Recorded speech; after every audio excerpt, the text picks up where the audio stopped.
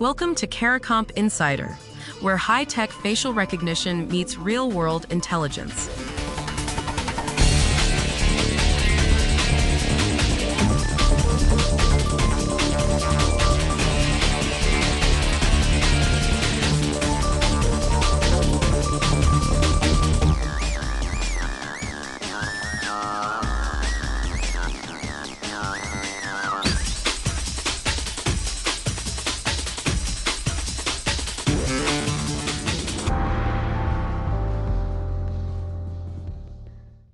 About a third of workers say they'd happily swap their badge for a fingerprint or a face scan.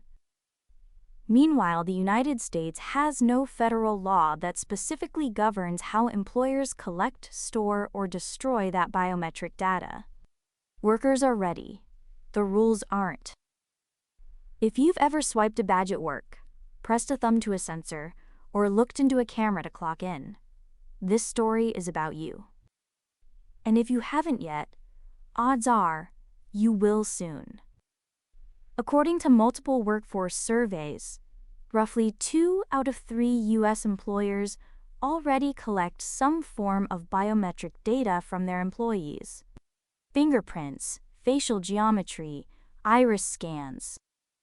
At the same time, only a handful of states have passed laws that specifically tell employers what they can and can't do with that information. That's the story, not whether workers want biometrics, but what happens when employers roll them out without the legal and policy infrastructure to back them up.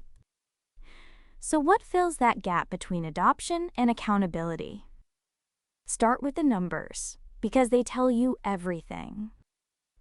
Roughly 6 in 10 organizations have already built biometric identification into their badge and access systems. That's not a pilot program, that's mainstream. But only about 1 in 5 employees say they actually know whether their employer tracks them online or collects biometric information. Let that sit for a second. The majority of companies are collecting this data, and the vast majority of workers have no idea it's happening or how it's being used. That disconnect matters because biometric data isn't like a password. You can reset a password. You can't reset your fingerprint. You can't get a new face. Once that data is compromised, it's compromised permanently. Now, some states have tried to get ahead of this. Illinois passed its Biometric Information Privacy Act, known as BIPA, and it remains the strictest biometric law in the country. Under BIPA, every single violation carries a $1,000 penalty. If the violation is intentional or reckless, that jumps to $5,000 per violation. And those numbers add up fast when you're talking about an employer scanning hundreds or thousands of workers every day without proper notice. In 2021, one class action settlement under BIPA reached $650 million. $650 million. Texas and Washington have their own biometric protections too, but they don't carry the same private right of action that makes BIPA so powerful for employees. What about the other 47 states? For most American workers, there's no specific biometric privacy statute protecting them at all.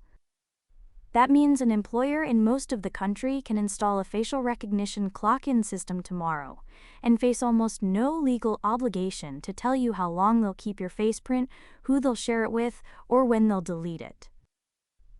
And there's a trust problem hiding inside the adoption numbers. Surveys show that roughly 8 out of 10 workers trust their employer to handle biometric data responsibly. That sounds reassuring, until you realize that trust is built on almost no information.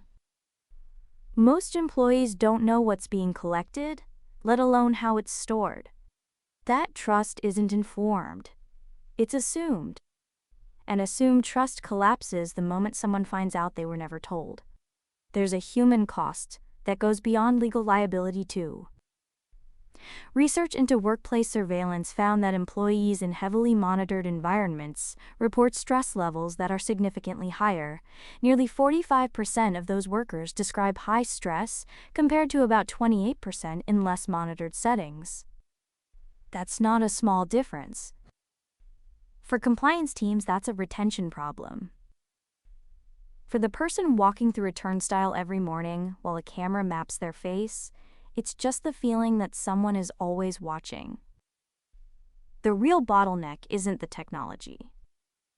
Most organizations that deploy biometrics don't have written policies defining how long they keep the data, when they destroy it, or what secondary uses are permitted. BIPA requires exactly those things: a retention schedule, destruction guidelines, clear written consent. Under European GDPR frameworks, the power imbalance between employer and employee means consent alone isn't even considered a reliable legal basis for processing biometric data. An employee who's told "scan your face or you can't enter the building" isn't really choosing freely. That's coercion wearing the costume of consent. Many employers treat employee enthusiasm for biometrics as a green light. Willingness to use the technology is not the same thing as legal clearance to deploy it. And as more states draft their own biometric laws, organizations that moved fast without governance structures are discovering the rules can change underneath them, retroactively. So 1/3 of workers want biometric access. 2/3 of employers are already collecting the data. And almost none of them operate under a specific federal law telling them how to handle it. The gap between what companies deploy and what the law requires is where lawsuits, broken trust, and real harm live. Paivan. Whether you manage a security program or you're just the person pressing your thumb to a reader every morning, your biometric data is uniquely yours. And right now, the rules protecting it depend almost entirely on which state you happen to work in.